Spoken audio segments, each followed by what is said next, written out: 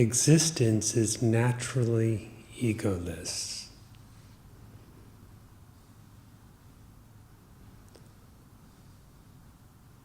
And what is truly your existence is always so. The nature of which never changes.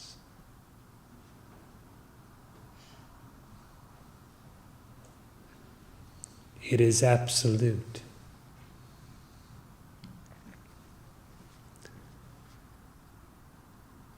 By the term ego is meant the assumption, an entirely false assumption,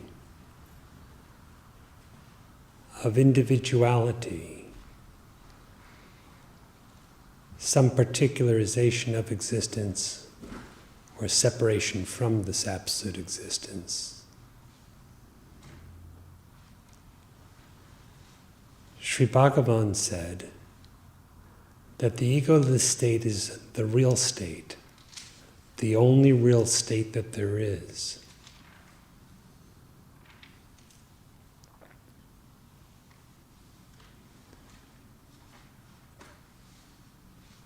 Individuality, or the state of egotism,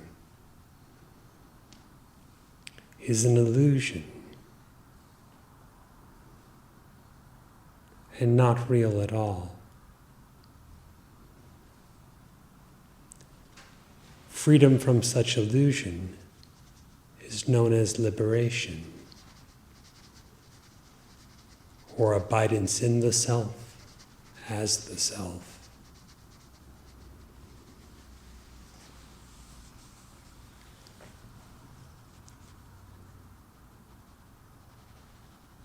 The individual is not,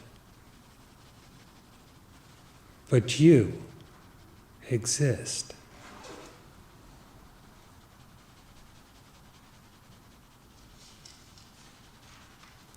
And the nature of your existence, yourself, is entirely that existence, the self, or Brahman. And it is never otherwise.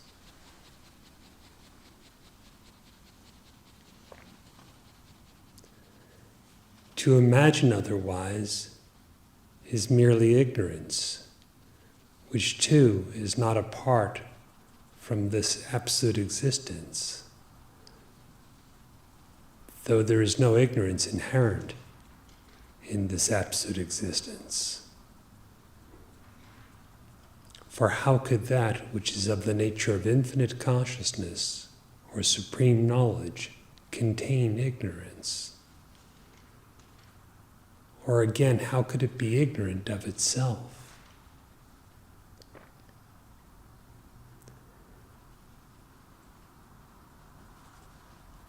If one inquires, who is ignorant? Ignorance ceases.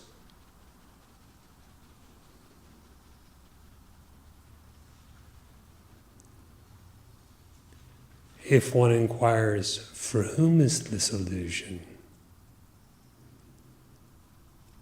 The illusion ceases.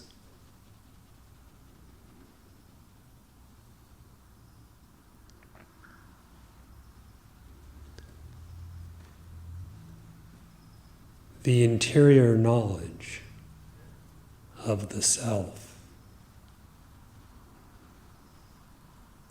being's own knowledge of itself, transcendent of sensation and thought, is true knowledge, truly spiritual knowledge.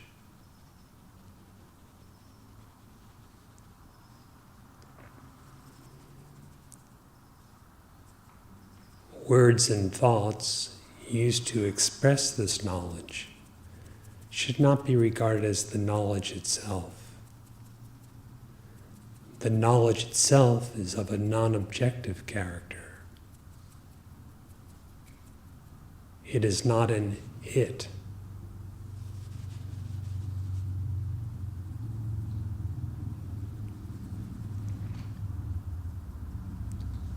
Rather, in self-knowledge, in which you know yourself, you yourself are the knowledge.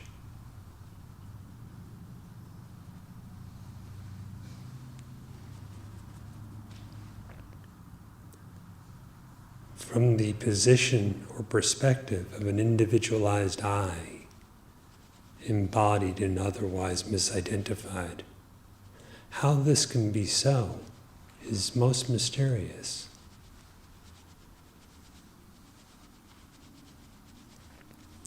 Yet in your eyeless true nature, your existence as it is, which is absolute and one without a second, what is being indicated is self-evident.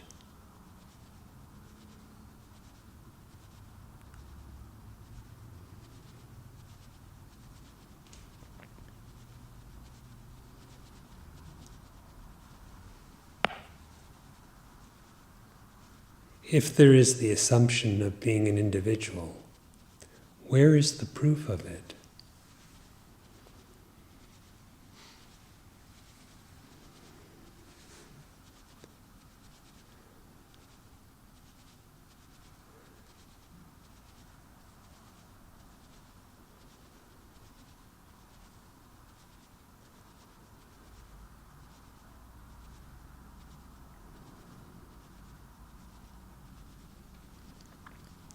That you exist is the fact. That you are a supposed individual, well, it is just a supposition.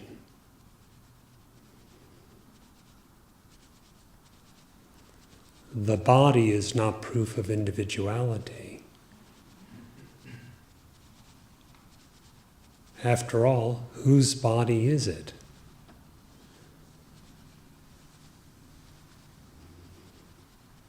That is, the body supposedly belongs to an individual, meaning the individual is distinct from the body. What is the individual?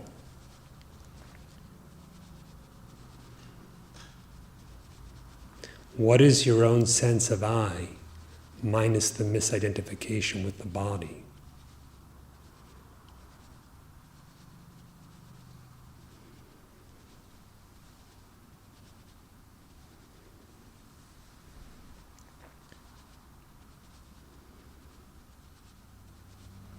Similarly, what is the nature of existence without misidentification with the senses?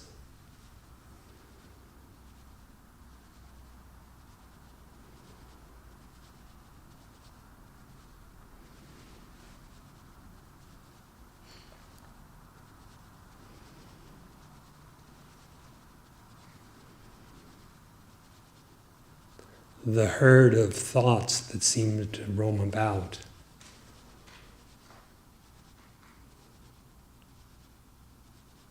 is not proof of individuality or the ego.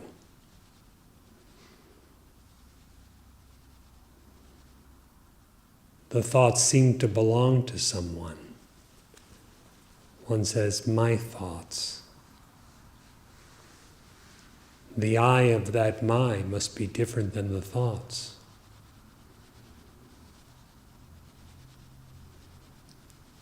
What remains of the sense of I if misidentification with any thought ceases?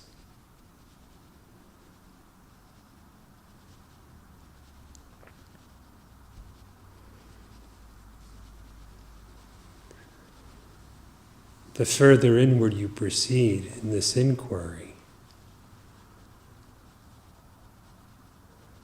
the less there is to mark off the supposed individual.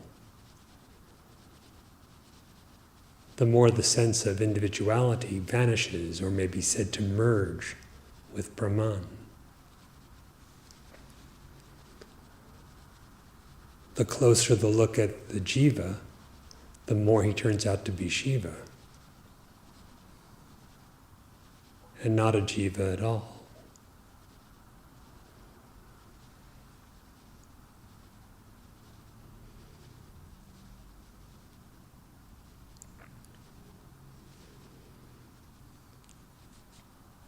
What in ignorance is mistaken to be a jiva or individual being is in truth only Brahman and not anything other.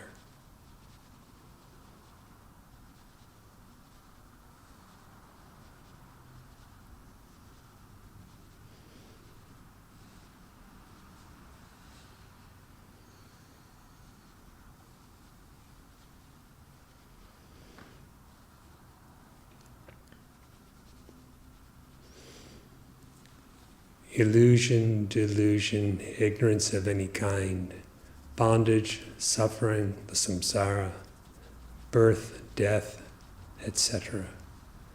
All these are for the assumed individual, and never for the reality of the self.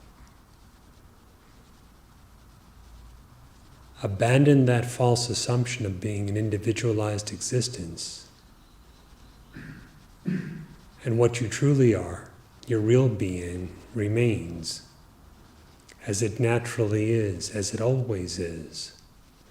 And in this is found complete peace and happiness,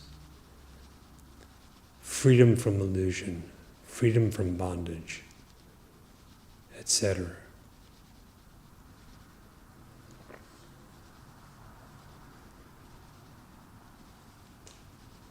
Whatever appears as a problem or an obstacle or a bondage is for someone. Without that someone, what problem could there be?